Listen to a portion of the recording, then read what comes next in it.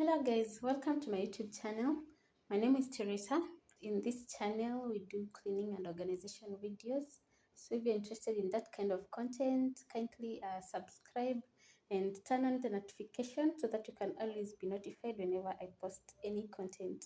So today, I'm going to take you through me dealing with mold. You won't even believe what happened after days of trying to save my seed from molds. Watch this video to the end to see what I went through trying to save my house from molds. As you all know, currently I moved into a new house. And if you haven't seen those videos, I have posted a video on new empty house cleaning and another one on kitchen organization. So kindly check them out. But now coming to the new house, the day I was moving, it was actually still sunny and the rains hadn't yet come. The next day after I moved in is when it started raining. One thing I've learned is that whenever you're doing house hunting, it's the best to do it when it's raining or when it is in the rainy season so that you can see the structure or the condition of that house when it is raining, because things can change within a snap of a finger. Like literally, that's what happened to me. So here we've moved to the new house, and the following day it started raining. And believe you me, after 2 days of raining, the roof started leaking. And I'm meaning a slab roof. Now, in this case, we are at the top floor, which is the apartment has only 2 floors. So I'm on the first floor. And that means above me, there's no one, there's no structure, and there's a slab. 3 days after raining, I start seeing these wetness marks on the ceiling. So that means the slab is already absorbing water. By the end of the third day, there was even water dripping inside, guys, inside the house. So you could see water droplets, not even droplets, like a lot of droplets of water accumulating at the ceiling. Not, we can't say that it's because of the setting of the house, or maybe because I've been cooking or anything of that sort, because it was literally the second day after moving in.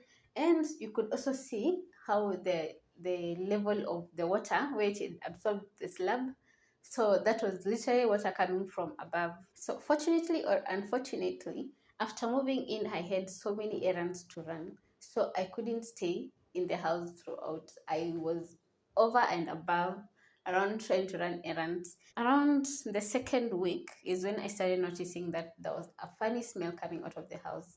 And that was definite, it was mold, because I had experienced mold before. So I decided to do deep cleaning so that I can discover which parts of the house were affected. I couldn't believe that we were not spending enough time in the sitting room to notice that the seats were covered in mold. And that is not alone. The curtains, they are the ones which are direct to the in contact with the wall. I couldn't see as much with the curtains in my bedroom because all my clothes were already arranged in the closet.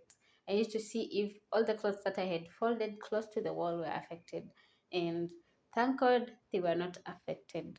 And actually, the bedroom wall was totally dry. Kitchen, on the lower cabinet that is below the sink, utensils are all having mold. Anyway, with utensils, with the curtains and the pillow covers and even the cushion covers, that was easy to clean because you just wash them. But the seat, that was the biggest challenge, because the seat you can just throw it in the washing machine and it comes out clean. So I had to improvise a way that would totally kill the molds and get rid of them completely. Like, I wouldn't be returning my seat in the house, and after that, after maybe 2 or 3 days or 1 week, I get molds again. I wanted to get a way that I could totally get rid of the mold. So Google is a friend. I went to Google and I found this one method which I had all the ingredients at home, and they included detergent, bleach, and water. Those are things you can easily find in your cabinets. So I went for that method. They're supposed to mix water, bleach, and detergent in that order. Is 20, 10, and 1%. To get those measurements right, that's why you see me trying to check the bottle's capacity so that I can know how exactly to measure those exact measurements. The water needed to be warm. One mistake I made though was mixing water and bleach first before adding the soap, because in this case I was using a powder soap. As you'll see, it formed a precipitate instead of dissolving. What I could have done was mix the water and soap first, make it totally dissolve, and then after that add the bleach. I got the seeds outside and started spraying, and alas, they couldn't spray. The nozzle could not spray because of the precipitate that were already blocking the spray bottle nozzle. So I had to convert to the Kenyeji way, which is using cotton wool to tap every single part or surface of the seat with the solution. So at first I went around tapping every single surface of the seat with the solution to make sure that I had the solution well absorbed on the seat surfaces and every part that was affected by mold.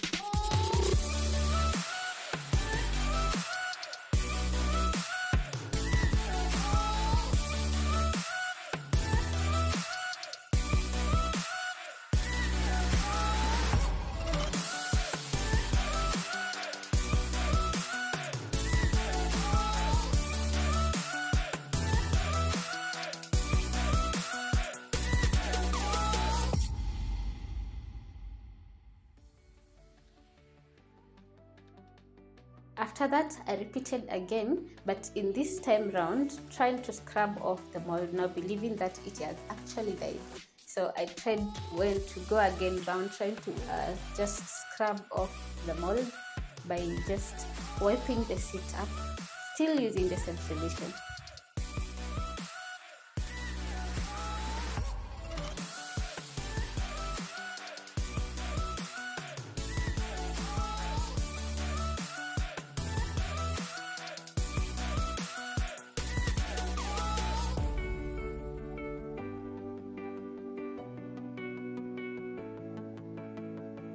After that, I let the seats dry and then I came with soap and water and now washed the seats thoroughly with plenty of soap and water, like they were soaking wet.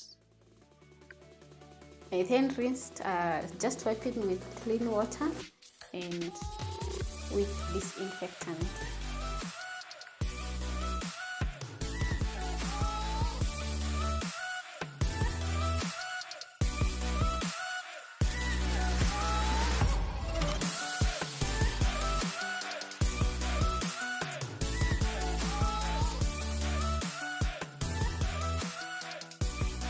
I let the seats dry for 2 days continuously to totally get rid of any moisture, because I had washed the seats with plenty of water, so I needed them to dry completely and every single nook and fold of that seat had to be totally dry before I got them back to the house, so that we can make sure that we don't have a repeat of mold situation.